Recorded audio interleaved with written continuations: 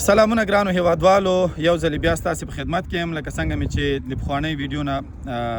وروسته واده در سره کړې وې، د هغې په اخر کې مې واده در سره کړې وه چې لومړی به د تحصیلي ویزو په اړه معلومات درکوم. دا هم د وادې سره سم د تحصیلي ویزو په اړه تاسو ته معلومات درکوم. په دې کې هېڅ شک نشته چې په ترکیه کې اکاډمیک برخه ډېره پیاوړې ده، یعنې نظر ډېرو نورو هیوادونو ته او په ځانګړي ډول افغانستان څخه د اقل دلته هغه تحصیلي کچه لږ څه لوړه ده. طبیعي خبره ده چې کېدای سي له ترکیې څخه ډېر نور هیوادونه هم لوړه تحصیلي کچه ولري، کیفیت یې ښه واوسېږي. خو د افغانانو لپاره ترکیه هم یو له هغو ځایونو څخه ده چې ډېر افغانان د دې ارمان لري تر څو په ترکیه کې تحصیل وکړي. دا چې دوستانو له ما څخه د تحصیلي ویزو په اړه معلومات غوښتي دي او دوی غواړي چې په تحصیلي ویزه باندې رسما ترکیې ته راسي، نه غواړي چې د قاچاق له لارې څخه ترکیې ته راسي او خپل ژوند په خطر کې واچوي. په همدې خاطر زه هم لګیا یم د تاسو سره یا یې مرسته حسابوي یا دا معلومات درکول حسابوي یا یې خدمت حسابوي یا یې هر څه چې حسابوي، دا معلومات له تاسو سره په وړیا ډول شریکوم تر څو له تاسو سره مرسته وکړي، ژوند مو په خطر کې ونه اچوئ او په قانوني ډول سره په عزت سره ترکیې ته ځانونه راورسوئ. بیا دلته خپل درسونه ووایي، بیا دا چې پلان لرئ بیرته وطن ته ګرځئ، که دلته کاروبار کوئ، ژوند کوئ یا هر څه چې کوئ هغه نور پلانونه ستاسې خپل دي. په هغې کې فعلا زه څه نه وایم، هغه ستاسې ژوند ده، تاسې پوه شئ. راځو د ترکیې کومې تحصیلي ویزې تاسې کولی شئ چې واخلئ. مخکې له دې چې د ترکیې تحصیلي ویزو ته راسو چې کومه ویزه حد اقل موږ در سره پکې مرسته کولی شو چې تاسې په اسانه، په ارزانه او په کمه بیه باندې په قانوني ډول ترلاسه کړئ. راځو چې آیا تاسې دې ته راځو چې تاسې د دې ویزې لپاره په شرایطو برابر یاستئ او که نه، او که په شرایطو برابر نه یئ باید اول ځانونه په شرایطو برابر کړئ. که چیرې تاسې غواړئ له 12مه فارغ اوسئ، 12م ټولګي څخه فارغ شوي یاستئ او غواړئ د لیسانس لپاره داخله واخلئ، نو د لیسانس لپاره یو خو داخله دلته یو څه ستونزمنه ده، داخله درکوي. ولې د یوس امتحان لکه موږ تاسو چې د کانکور امتحان لرو هغه امتحان هم درنه اخلي. هغه په معمولا په آنلاین ویب سایټ کې تاسې کولی شئ چې په آنلاین ډول یا په آنلاین بڼه باندې د یوس امتحان تاسې ورکړئ. د بریا نتیجه مو که راووتله هغه نمرې به هم پرنټ کوئ کله چې ویزې ته تاسې اپلای کوئ. البته وروسته له هغه څخه چې تاسې ته موږ دلته په ترکي پوهنتون کې داخله واخلو، بیا تاسې کولی شئ چې د یوس امتحان نمرې مو هم راواخلئ، هغه هم د ویزې اپلیکیشن سره یو ځای د هغو ټولو اسنادو سره یو ځای چې هغه سفارت له تاسو څخه د ویزې لپاره غواړي، دا ورسره سبمیټ کوئ او بالاخره تاسې ته به ویزه درکوي. خو د دې نه مخکې، د دې هر څه نه مخکې تاسې باید د افغانستان پاسپورټ ولرئ، خپله تذکره هم باید وي او د دې ترڅنګ تاسې باید د فراغت سند ولرئ، ترانسکریپټ ولرئ. تاسې باید د فراغت سند ولرئ، ترانسکریپټ ولرئ او ډیپلوم یا ترانسکریپټ، نو دا دواړه باید د وزارت خارجې او د وزارت معارف څخه، دا څوک چې 12م پاس دي د هغو څخه باید تایید شوي اوسي. او هغه څوک چې هغوی ډیپلوم لري یا لیسانس لري او غواړي چې د ماسټري لپاره موږ ورته دلته داخله واخلو، د هغوی لپاره څه چې ضرور دی هغه د لیسانس ډیپلوما ده یا ډیپلوم ده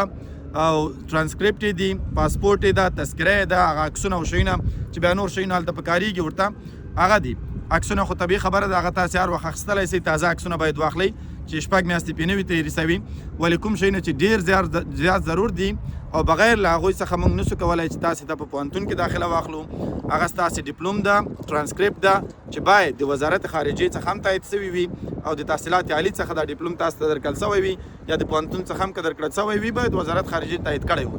که وزارت خارجې نه وي تایید کړی بیا دلته د تاسې لپاره د داخله اخیستل د موږ لپاره ستونزمن کېږي او هغه کار بیا له ستونزو سره مخ کېږي، نشو کولی چې داخله درته واخلو. داخله که درته وانخلو، اکسپټنس لیټر ترلاسه نه کړو، تاسې چې هلته ویزې ته د تحصیلي ویزې لپاره اپلای کوئ سفارت ته، سفارت ستاسې ویزه رد کوي. نو موږ که تاسې ته دلته اکسپټنس لیټر له پوهنتون څخه اخلو، حد اقل دغه اسناد تاسې په قانوني بڼه باید تیار کړي واوسي. کله مو چې دا اسناد چمتو شول له هغه نه وروسته بیا کولی شئ چې له موږ سره اړیکه ونیسئ، بیا به موږ هغه د داخلي فیس او دا شیونه تاسې ته تشریح کړو او د هغه په اساس به بیا تاسې ته په پوهنتون کې داخله واخلو. کله چې داخله درته واخیستلی شوه، اکسپټنس لیټر درته واخیستلی چې هغه تاسو ته درلیږل کېږي، له هغه نه وروسته به تاسې بیا د ویزې اپلیکیشن سبمیټ کوئ او انشاءالله تاسو ته په ځانګړي ډول د ماسټري لپاره په ډېر اسانه باندې ویزه درکوي. ولې د لیسانس لپاره ویزې یو څه سختې دي، دغه باندې ځان پوه کړئ چې د لیسانس لپاره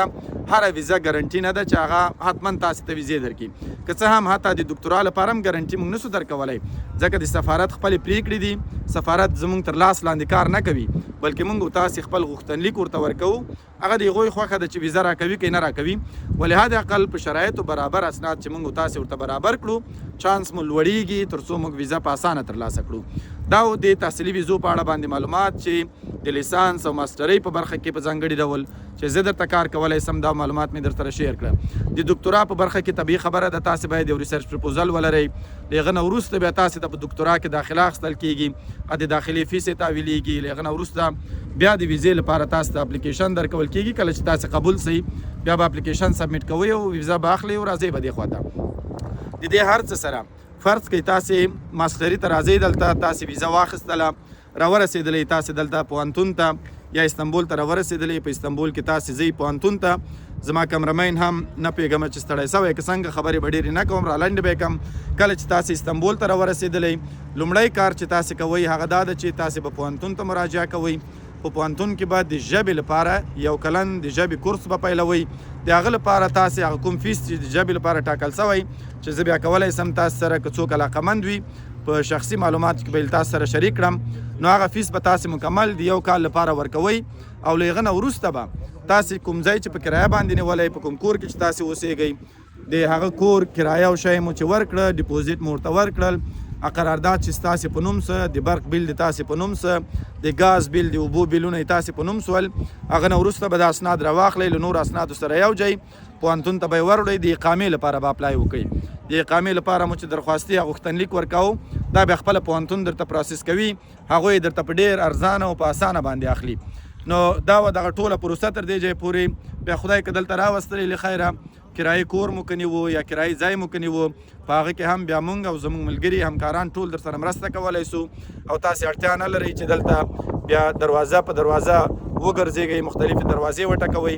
دغه ټول خدمات هم د تعلیم په برخه کې د پوهنتونو د داخلې په برخه کې او هم د کرایي کور یا د کورونو د اخیستلو په برخه کې دا خدمات بیا موږ درته وړاندې کوو انشاءالله په دې برخه کې مرسته در سره کوو کوښښ کوو چې تر نورو ډېر ارزانه خو تر نورو ډېر باکیفیته خدمات تاسې ته وړاندې کړو تر څو ستاسې باور وساتو ستاسې باور زموږ لپاره ویاړ دی مننه